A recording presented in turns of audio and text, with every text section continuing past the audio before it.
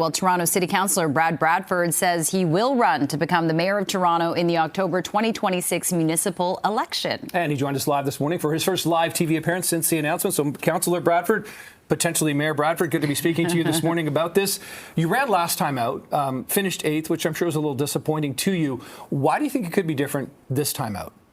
Well, you know what? I've learned a lot from that experience, and I've spent the past 2.5 years going all over 630 square kilometers of Toronto, listening to Torontonians about their hopes, their aspirations, the challenges, the frustrations with local government, and hearing from them about the things that we could do better.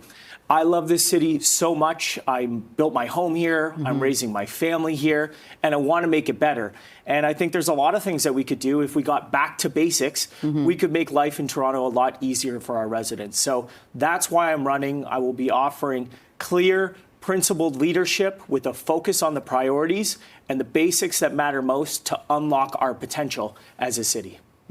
Yeah, and you've been a very strong critic of Mayor Olivia Chow. You were a former urban planner. What would you do differently today that is not being done? You know what? I think it comes down to a question of prioritization. I think it comes down to having focus at City Hall. You know, I hear from everyday people about the challenges around public safety. Toronto feels less safe than it used to. We see an increase in violent crimes and incidents on the TTC, home invasions, things that are undermining people's confidence. I'm going to be focused on fixing that. When it comes to the cost of living and affordability in Toronto, people's tax bill has gone up by 25% over the past 3 years. That puts pressure on families, on seniors, makes the city more expensive to live in. And it was done with the promise of better services, and people aren't feeling or seeing those better services. I get the feedback all the time that you're paying more and getting less.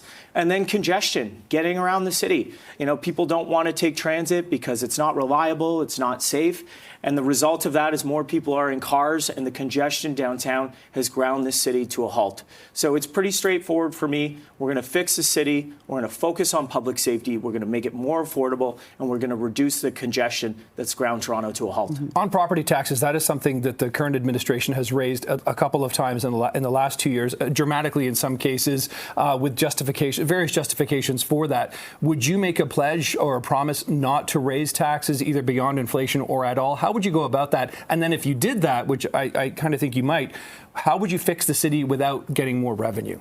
We're going to have our campaign platform roll out over the next 12 months, and we'll have more to say about that. But I can tell you affordability is going to be top of mind. And the tax bill for most Torontonians is the largest bill that they get every year. And the fact that Mayor Chow has raised that 25% over the past 3 years with this administration, it's very expensive. So again, it comes down to prioritization. What are the services that local government is best positioned to deliver? How do we deliver them better? And the other things that we've sort of held the bag on and put our hand up for, we might have to have serious, difficult conversations about what we're going to do, what we're not going to do. But right now, this administration, and really for the past decade, it's felt like City Hall is adrift. It felt like we've had a decade of decline.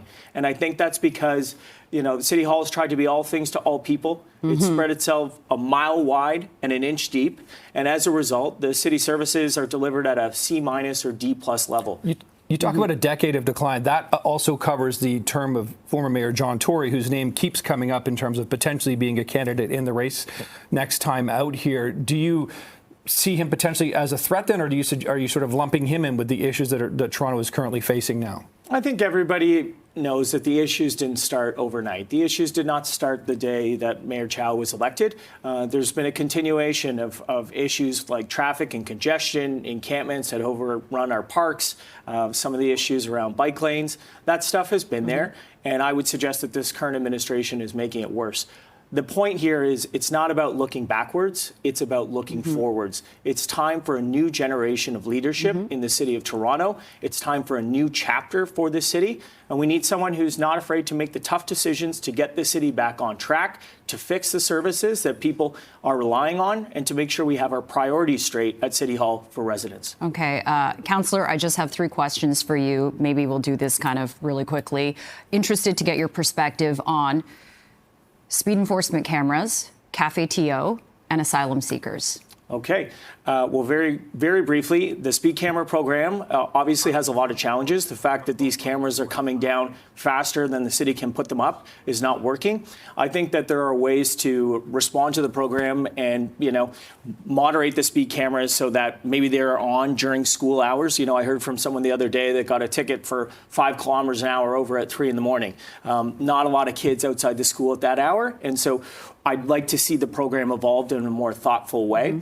When it comes to Cafe TO, that was a really important program in the pandemic, but I think it's representative of so much at City Hall. It gets put in place and then we never go back and look at it again. There are lots of situations on the streets in Toronto where you have one sort of orphan patio in the middle of nowhere that has a disproportionate amount of impact on traffic and congestion. So you might want to look at how you scope that to areas where there will be Cafe TO and other areas where it doesn't make sense. We got to drop that and move off it. And asylum seekers, look, everybody knows that refugees are not the responsibility of local government. Those are decisions made by the feds. The City of Toronto is left holding the bag, and that's not something that we can afford to pay for. I understand that the federal government feels like City Hall is wasting a lot of money right now. I think there's some truth to that with this administration, but we're going to have to work with other levels of government to say, this is your responsibility. These are decisions that you make. We're happy to help, but we can't do it alone, and it can't go on the property tax base. Okay. Councillor Brad Bradford, it's going to be an interesting year. I'm sure we'll be talking to you many times between now and then. Thanks for the time this morning. Thanks a lot. Good to talk to you. Good to see you again. Thank you.